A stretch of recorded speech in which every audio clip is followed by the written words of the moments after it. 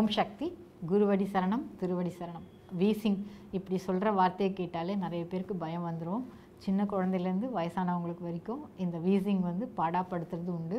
எப்போல்லாம் வரும்னு பார்த்தோம்னா இந்த சீசன் மாறும்பொழுது, இந்த மழைக்காலம் பனிக்காலம் இதிலெல்லாம் வந்து வீசிங் அடிக்கடி வரும்.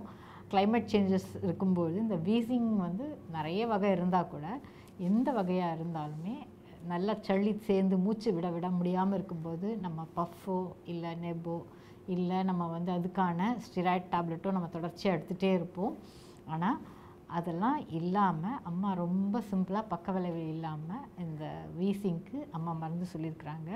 என்னென்னு பார்த்தோம்னா சுக்கு வந்து 200 கிராம் எடுத்துக்கணும், மிளகு திப்பிலி ஒரு 100 கிராம் எடுத்துகிட்டு அதோட சித்தரத்தை அப்படின்னு சொல்ல, சித்தரத்தைன்னு பார்த்திங்கன்னா கொம்பு கொம்பாக சின்ன சின்னதாக இருக்கும், அதை வந்து ஒரு 200 கிராம் எடுத்துக்கணும்.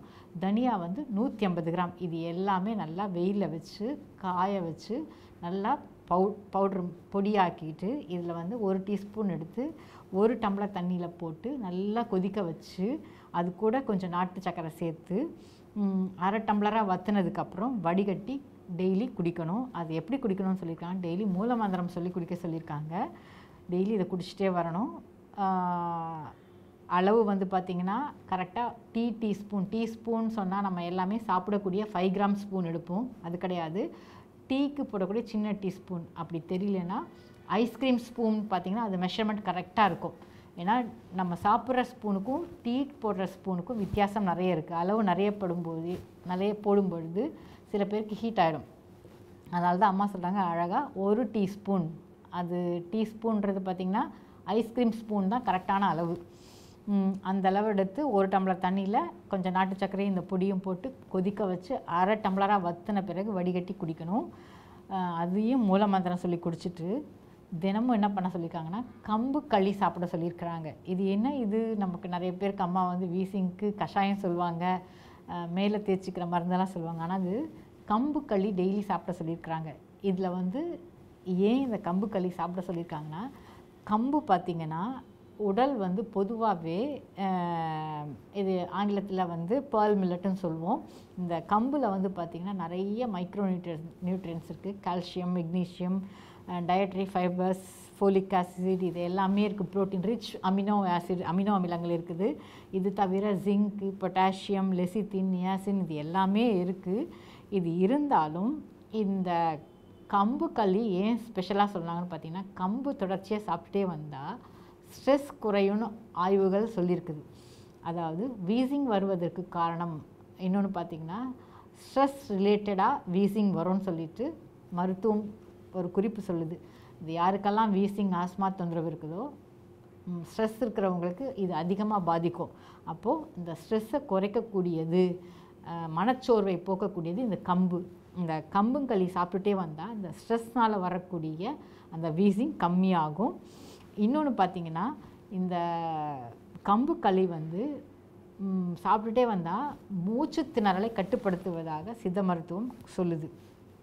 இதில் பார்த்திங்கன்னா சுக்கு, மிளகு, திப்பிலி எப்போவுமே எல்லாம் நம்ம சாப்பிட்டுட்டு தான் இருக்கிறோம். இதில் சித்தரத்தை அப்படின்னு சொல்லக்கூடிய பொருள், சித்தரத்தைனா நீங்கள் வந்து என்ன அப்படின்னு எப்படி போய் கேட்டிங்கன்னா நாட்டு மருந்து கடையில் கேட்டாலே கிடைக்கும். அல்பீனியா அஃபிஷ்னாரம்னு பேர், அது பேர்.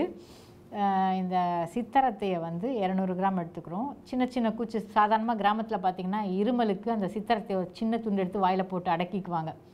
அந்த சித்தரத்தையில் என்னெல்லாம் இருக்குதுன்னு பார்த்திங்கன்னா கியோர்செட்டின் இருக்குது, கெலங்கால் அப்படின்னு சொல்லக்கூடிய அமினோ அமிலங்கள்லாம் இருக்குது. இதெல்லாம் என்ன பண்ணுன்னு பார்த்திங்கன்னா நுரையீரலில் இருக்கக்கூடிய சளிப்படலத்தை அகற்றக்கூடியது. இன்ஃப்ளமேஷன்ஸ், அந்த ஸ்கின்னோட அந்த சளி படலத்தில் ஏற்பட்டிருக்கக்கூடிய அந்த சளியை நுரையீரலில் காற்று பைகளில் இருக்கக்கூடிய அந்த சளியை வந்து கரைச்சி வெளியேற்றக்கூடிய தன்மை இந்த சித்தரத்துக்கு இருக்குது. இருமல், அதாவது நிறைய வந்து இருமல் வரும் இந்த வீசிங் வரும்போது. அந்த வீசிங்கில் அந்த மூச்சு திணறலை, சுவாச குழாயை விரிவுபடுத்தக்கூடிய செய்கை வந்து இந்த சித்தரத்தைக்கு இருக்குது. அதே மாதிரி தனியாவும் வந்து நல்ல ஹை ஃபைபர் இருக்குது. பொதுவாகவே சித்த மருத்துவத்தில் பார்த்திங்கன்னா வயிற்று பிரச்சனை இருக்கும் பொழுது வீசிங் நிறைய வரும்னு சொல்லுவாங்க. அதாவது வாயு வயிற்றில் சேர்ந்தால் வீசிங் நிறைய வரும்ன்றது இந்த சித்த மருத்துவத்தில் சொல்லுவாங்க. அதுக்காக தான் இந்த மாதிரி சளி தொந்தரவு இருக்கிறவங்களுக்கு வயிற்றில் வந்து மலக்கட்டு இல்லாமல் பார்த்துக்க சொல்லி பொதுவாகவே நாங்கள் சொல்லுவோம். இந்த தனியாவும் சிற்றார்த்தையிலையும் நிறைய ஃபைபர் இருக்குது. இது என்ன பண்ணுன்னு பார்த்தீங்கன்னா வயிற்றில் இருக்கக்கூடிய வாயுவை குணப்படுத்தி மோஷன் நல்லா போக செய்யும். அதனால் அவங்களுக்கு சுவாசமும் எளிதாக சீர்படும். இதனால தான் அம்மா வந்து சுக்கு, மிளகு, திப்பிலி, சித்தரத்தை, தனியா இதெல்லாம் பவுடர் பண்ணி நாட்டு சர்க்கரையை சேர்க்கணும். இதில் இருக்கக்கூடிய காரத்தன்மை குறைக்கும். ப்ளஸ் இந்த நாட்டு சர்க்கரையில் நிறைய இரும்பு சத்து இருக்கிறதுனால நோய் எதிர்ப்பு சக்தியை உருவாக்கி சளி திரும்பவும் சேர விடாது. அதனால் இந்த 5 பொருளையும் அம்மா சேர்த்து கஷாயமாக போட்டு டெய்லி குடிக்க சொல்கிறாங்க. இதை எப்போ வேணாலும் நம்ம குடிச்சிக்கலாம். நம்ம வேறு எதுவும் மருந்துகள் சாப்பிட்டுட்டே இருக்கிறோம், நான் வந்து ஸ்டீராய்டு எடுக்கிறேன், நான் நெப் வச்சுக்கிறேன், இல்லைன்னா பஃப் போட்டுக்கிறேன் அப்படின்னு நினைக்கிறவங்க கூட நீங்கள் எந்த விதமான மருத்துவம் மேற்கொண்டாலும் இந்த கஷாயத்தை எடுத்துக்கொள்ளலாம். நான் ஸ்டீராய்டு எடுக்கிறேன்னு எடுக்கலாமான்னு கேட்டால் தாராளமாக எடுக்கலாம். ஏன்னா சுக்கு, மிளகு, திப்பிலி, இந்த தனியா எல்லாமே நம்ம வந்து வீட்டில் உபயோகப்படுத்தக்கூடிய பொருள். இந்த அம்மாவோட மருந்துகளை பயன்படுத்தி பூரண குணமடைவோம். நன்றி. ஓம் சக்தி. Please like, share, and subscribe to the Bangaru Amma Global YouTube channel for more inspiring and uplifting videos like this one.